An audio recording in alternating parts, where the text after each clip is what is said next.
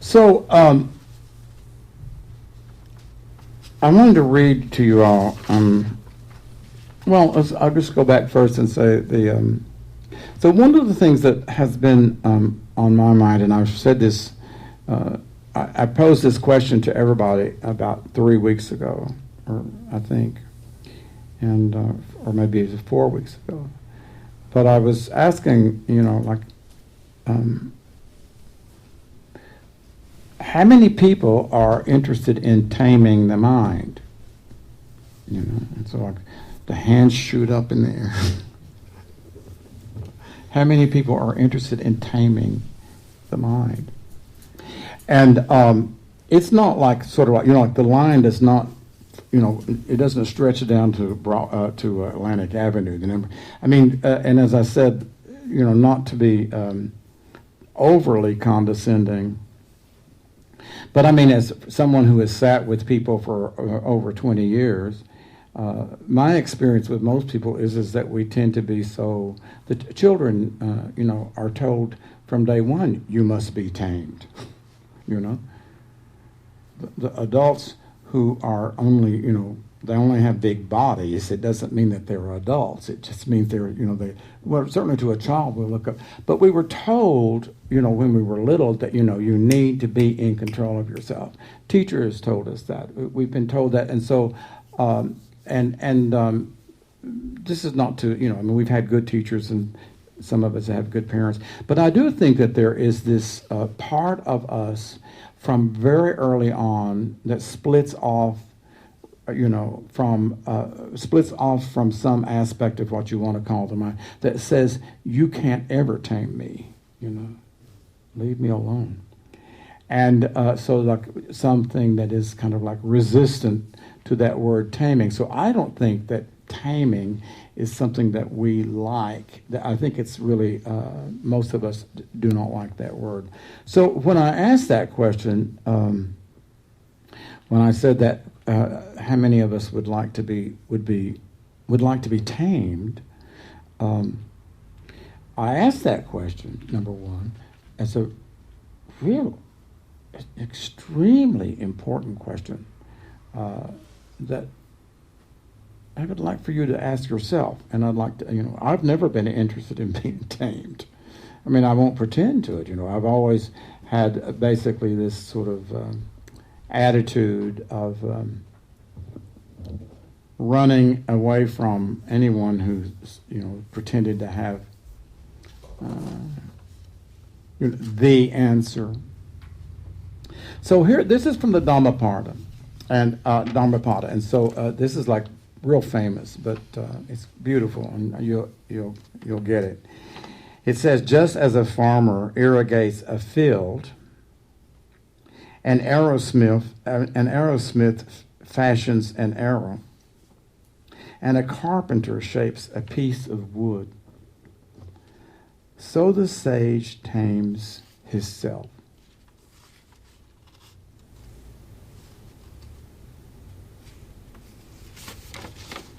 Just as a farmer irrigates a field, an arrowsmith fashions an arrow, and a carpenter shapes a piece of wood, so the sage tames his self.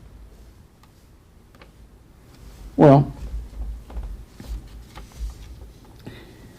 there are 10 labels that are given to describe the Buddha, right? And I think it begins with the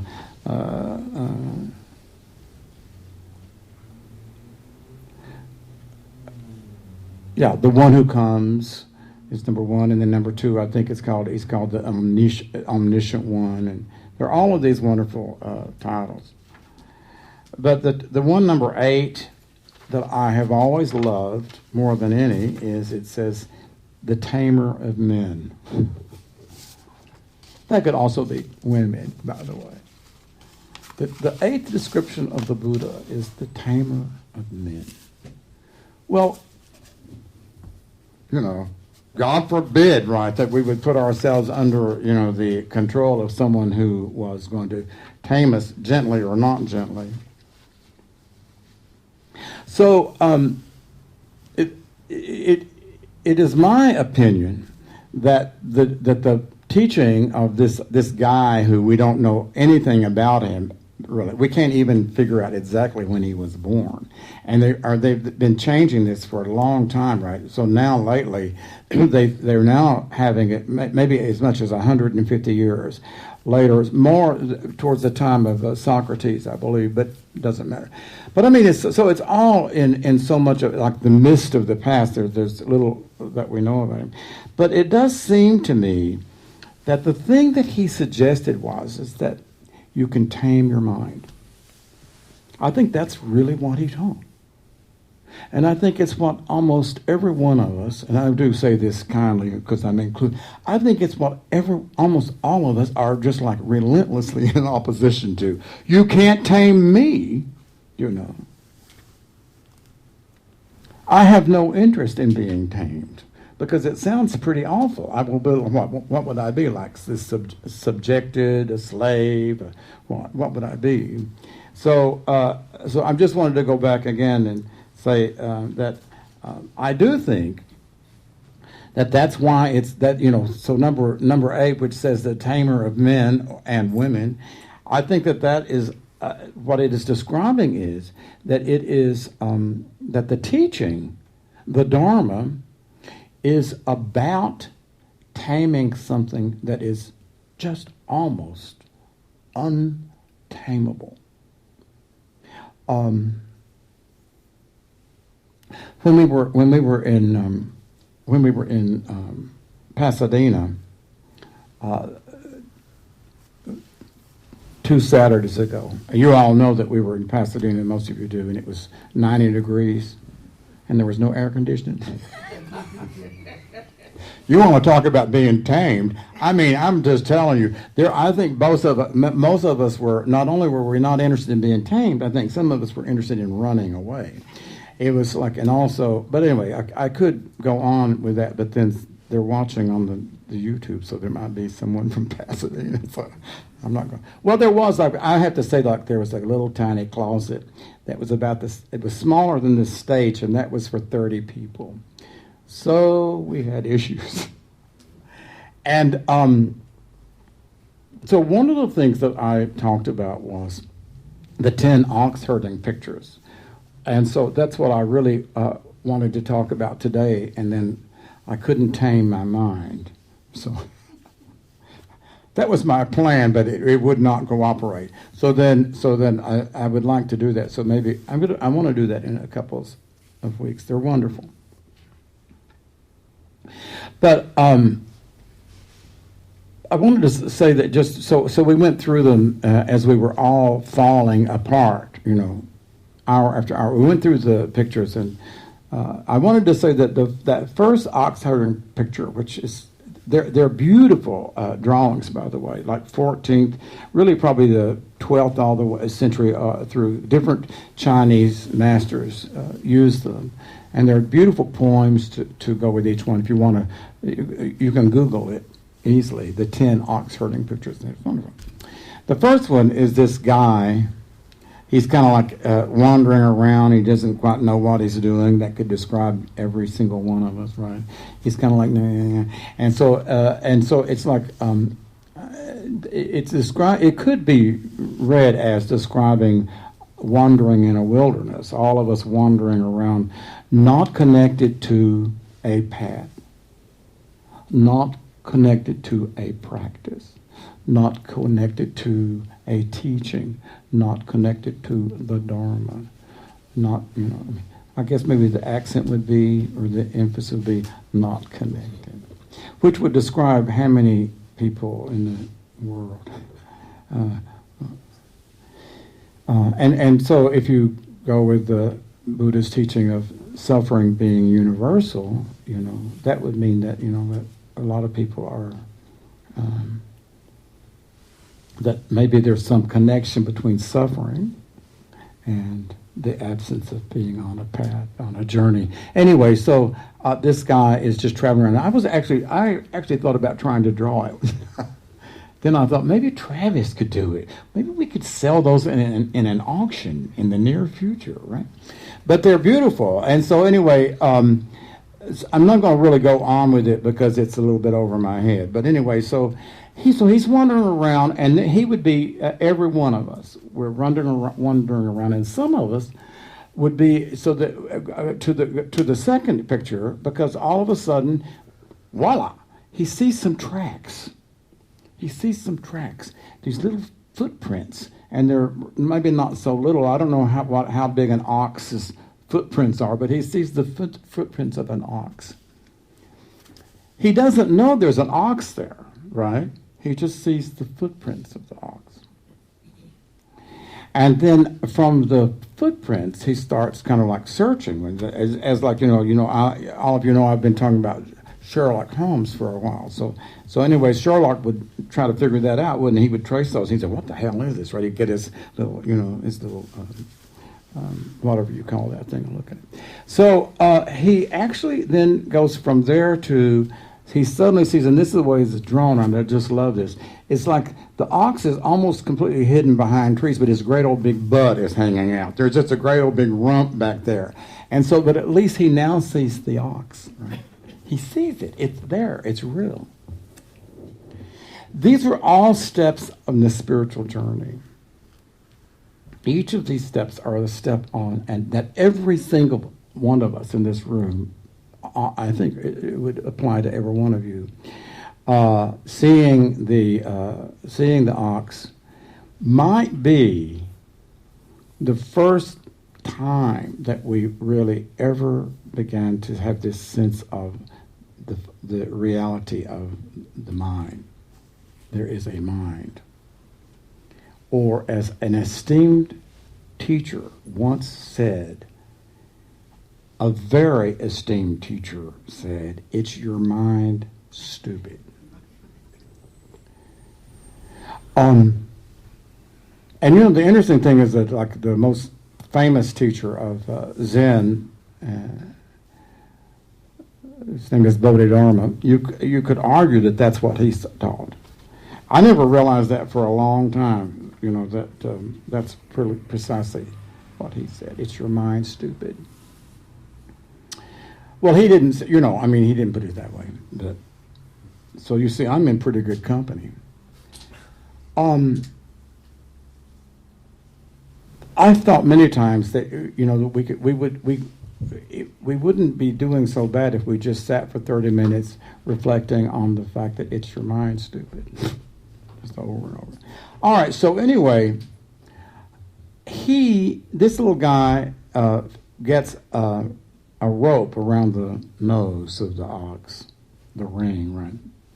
So he finally attaches a rope to the ox, and that would symbolize maybe the beginning of taming the ox, right? And then I won't go on with it. The next one will be he's walking down the road. He's got the rope. It's just kind of like the ox is following behind, right? But it's just kind of his tail swishing down the thing, and so it's no longer. First of all, the ox, of course, completely resisted, and the ox would be much bigger than this little guy. He had no control over it. Eventually, the ox kind of follows along. So the pictures go on and on and on. But what is brilliant about this for me is that it is these pictures are depicting our problem, our absolute problem. Because it is the ox that is your problem and my problem. It is the ox. And what is and I love the idea that it is that it's depicted as an ox. And the problem is, for me and for most of us, it's one thing to try to to put a rope around that ring on the nose, right? But where the hell is the ring? And where is the nose? And where is the ox? Where's the ox? Where is it? Where is your ox? And, is it like, well, it's here, or, well, it's here, or no, it's here. Where is the ox? And how in the name of Ned, do we gain some? First of all, see its footsteps. How do we even see its footsteps? And then, if we do see its footsteps, then how do we really come closer to it? And then begin to see, its like its rear end sticking out of the woods, or that, and then more than that, literally beginning to work with it and train it. This is what is meant by when it is said that the Buddha is the tamer of men. The teaching, the Dharma, is the method of teaching us how to gain control over this amazing thing called the mind. So I wanted to read one more thing for you, and then I'm going to be finishing, because I want to show you. I'm going to show you one item from our auction, which is just going to. It will be fun for me to do. So this again is from from Chinul.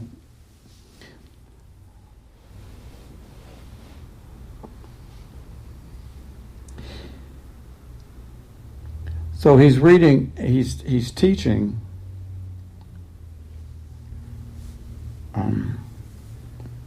certain of the different schools of Chinese, of Chan. So some of this is a quote, but it doesn't matter because it's all from Chinul, quoting another teacher. He says, all dharmas are like a dream. So now this goes back to originally what we were talking about, right? About waking up and then going to sleep, going to the dream world at night. So the teaching of might be that we wake up and go into a dream almost immediately, right? And so like to the degree that we're lost in thought, to some extent that could be in a dream. To some extent, as we sit, or I would ask you this question, or you can ask me this question. How much did you dream when you sat for 45 minutes? How much of that was a dream? I mean, I can't ask you a more serious question than that, right? And as I said, you have every right to just shout it right at me too. How much of the 45 minutes, or did I wake anybody up when I said that about they spend 30 minutes, or not? But how much of that is a dream? It's an extraordinary question, It's like, so it's, it could be insult and say, well, how dare you say I'm in a dream? I'm awake, right? Well, and in that moment, you might be awake. But anyway, so Chinul says that all dharmas are like a dream. And so I'll explain that in a minute. So he says, he has another very provocative sentence, which I love. He says, the word dharma means the mind of a sentient being. Whoa. That's pretty interesting. He says, this is what all the saints have taught. And so he's referring to all of the teachers going back, certainly from Chan in China. All the teachers have taught that dharma means that all dharmas are like a dream. Consequently, deluded thoughts are originally calm, and the sense spheres are originally void. The void and calm mind is numinous, aware, and never dark. The void and calm mind is precisely the pure mind, which was transmitted by Bodhidharma. Whether deluded or awakened, the mind is fundamentally self-aware. Okay, I'm going to read that again. Whether deluded or awakened, the mind is fundamentally self-aware, meaning the mind is always self-aware, always. It may be in, like as they sometimes they'll say, it's like it's filled with defilement or not, but it is self-aware. It does not come into existence through conditions. It does not arise because of sense objects, meaning, like again, consciousness arises on an object, but that awareness is always there regardless of whether consciousness arises with a sense object. Awareness is always there. Awareness is here every moment. It's here in you and me this moment. Is there anybody here who is not in awareness this moment? Just raise your hand. Well, I'm not in. But what does that mean? What does that mean? That you are sitting in awareness, right? I mean, it's clear that you are. I mean, Travis, don't you know? Isn't it clear that you're sitting in awareness? And yet, isn't it also clear that we lose connection to that over and over and over? And that would be going into a dream. That's what it means, slipping into a dream. So he says, when the mind is deluded, it's subject to defilements. But this awareness is actually not those defilements. When awakened, it can manifest magic and miracles. But this awareness is actually not that magic or those miracles. And then here's the sentence that is the best of all. He says, that one word awareness is the source of all wonders. That one word awareness is the source of all wonders. So,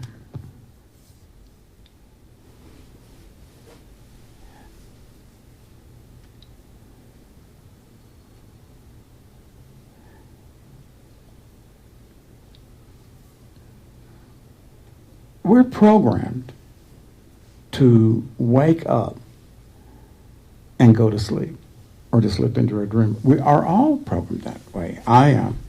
We're programmed. It's because of, as the Buddhists say, habit formations, right? A habit that has been ingrained and has been learned for I don't know, 10,000 years or 5,000 years. We have this habit of slipping into a dream state. And in psychotherapy, when you read, like hypnotherapy, that's exactly what it says, that we slip into a hypnotic trance and we come into awakening, and then we just come like this. So the practice of taming the mind, taming this ox, is about simply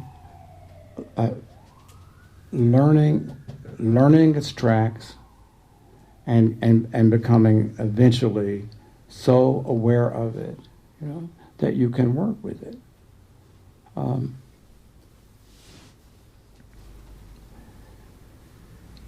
And it's, so over and over and over, as I've been saying this now for like 2 or 3 or 4 weeks. I think that the problem is that we are that we so disconnect from this reality of the most intimate thing that is us, that is what we are, which is our very awareness. We disconnect from that, and we get lost in some dream state, right? A dream state of, that is basically what the relentless me. This me that is thinking constantly about what I want, what I don't want, what I need, what I don't need.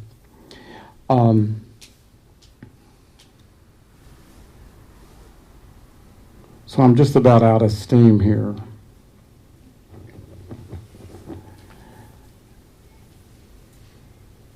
How can you get in touch with this one part that says you can't tame me? How do we get in touch with that?